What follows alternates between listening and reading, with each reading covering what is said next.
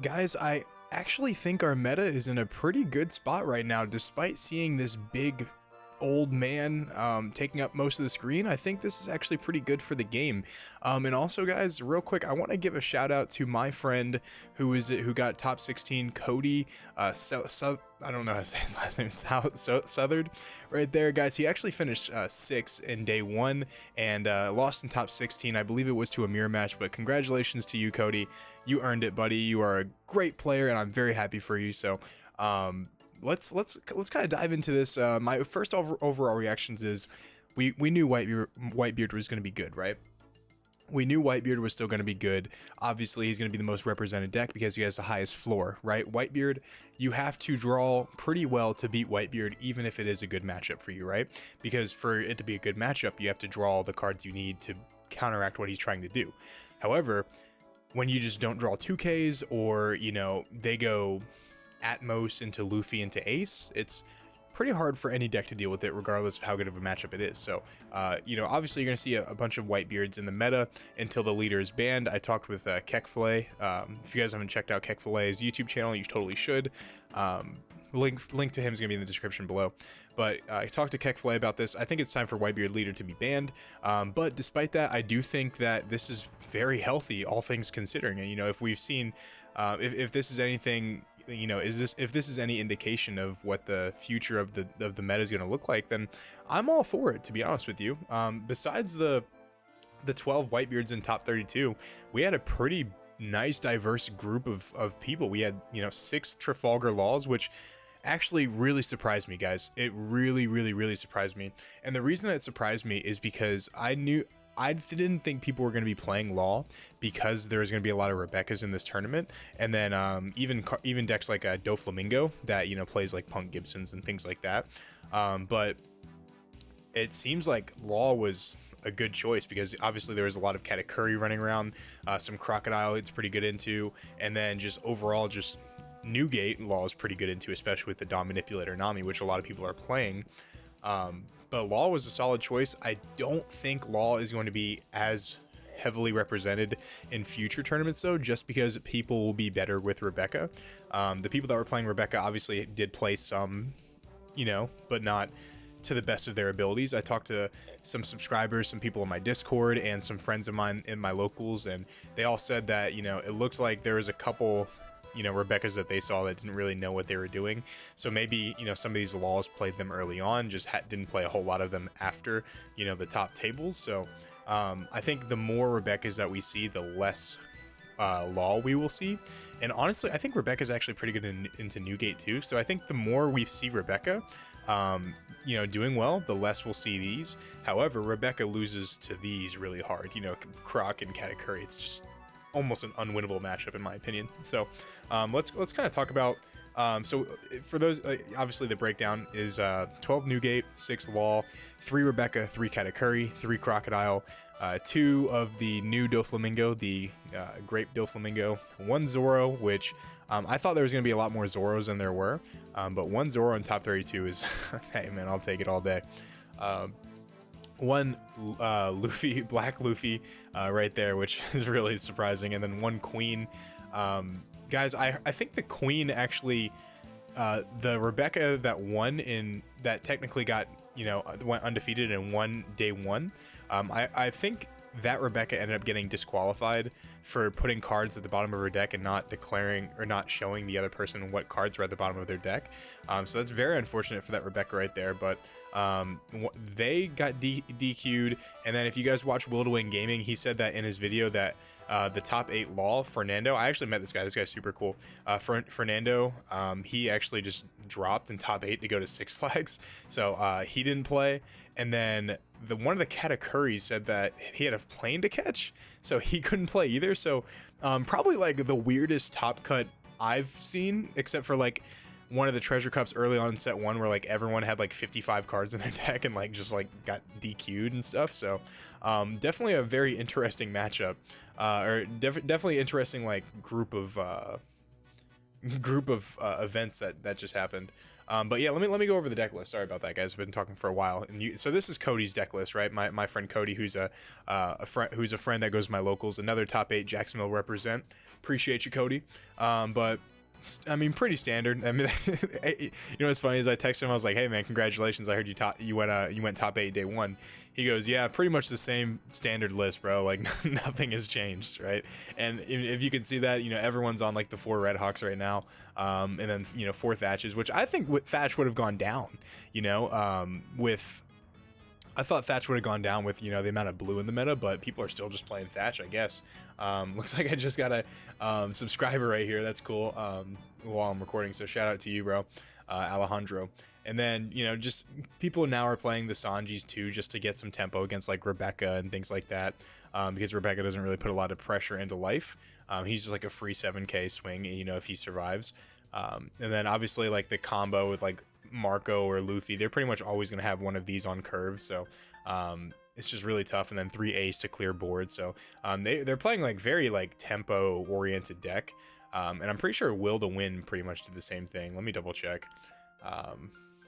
Yeah, I mean, literally, actually, holy crap, I think this is literally the same list. I think it's literally the same list, guys. That's actually so funny. Literally the same list. If I could be wrong, but 4 Marco, 3 Luffy, 3 Ace, 4 Thatch, 4 Red Hawk. That's literally the same list. So that's actually hilarious. Now let's look at the Zoro list. He's playing the exact same list that OPO2 Zoro was playing, or I'm sorry, OPO3 Zoro was playing. The only addition that he made was like 2 Teaches, which I wonder how that worked out for him. Teach is pretty slow, especially going into a slower meta. I wonder if he was even able to resolve that a lot. I didn't see the couple matches. I didn't see the final round that he was in, but I'm not sure if this came in handy or not. Maybe against Whitebeard, possibly. And then the addition to is the bad manners kick course, or table manners kick course. Basically it's just the red 0 cost event, discard a card plus 3,000 for that battle. So shout out to Zoro for winning, but I would have much rather had this guy win, which is Crocodile, who was top 8. Was there only one Crocodile top 8? Yeah, 1 Crocodile top 8 and 1 Katakuri. Unfortunately, they were going against Law and Newgate, which, depending on who they played, I didn't see the top 8 matchup, but Crocodile plays kind of bad into Law, and then Katakuri and then Katakuri kind of plays bad into Newgate, so like their 2 worst matchups are in top 8, which is very unfortunate. But his deck is playing the heavy Senamaru engine, guys. What's funny is I play a list very similar to this, except for I cut the Senamaru. There's a version that I play that doesn't play Senamaru, and there's a version that I play that has Senamaru, and I like Senamaru. I think Senamaru is pretty good, especially the blocker pacifista definitely comes in handy, especially if you're playing the Kuma to get it out of hand. So you have double blockers pretty much when they only expect you to have 1. And then obviously the Dragon Twisters for like Law or into Zoro. You could bottom deck a Rebecca on things like that. Bottom deck, block like 1 cost blockers, things like that. And then 4 3,000 Worlds, 4 Red Rocks. Guys, these triggers, you play 10 triggers that out of life can like either bottom deck a 4 or less, a 3 or less, or bounce a 6 or less, which is just really good. And then you have the tempo plays. You have 3 Sogeking, 4 Mihawk, double Kaido. So just really strong list overall. I like this a lot. Playing a lot of blockers too, especially because he's probably ran into a lot of Katakuri, so these blockers really came in handy, on top of just having the tempo of like the Sogeking into Mihawk into Kaido or whatever. So shout out to the Crocodile right there. And then top 8 Katakuri, we have a lot of people are starting to, it's funny, this actually looks kind of similar to the list that I was playing, except for I didn't play Smoothie right here, and I don't like Thunderbolt, but a lot of people are cutting the Charlotte Linlin. I think it can go either way, right? Like I think Linlin's pretty good. Trashing life or gaining life, there's never like an issue for that. Obviously she doesn't have a counter, but she is a 7/8 that has at least an on-play effect, and if they bounce it, you can just activate it again. So like, if they play like Sobbles or Kaido or anything like that, you can just get it again. And then if you play against yellow, they can like Katakuri it, so not only do they trash or give you a life, but you also gain a life as well, and then you can Katakuri their Katakuri. So I think this card definitely has some merit. I don't know why people are cutting it.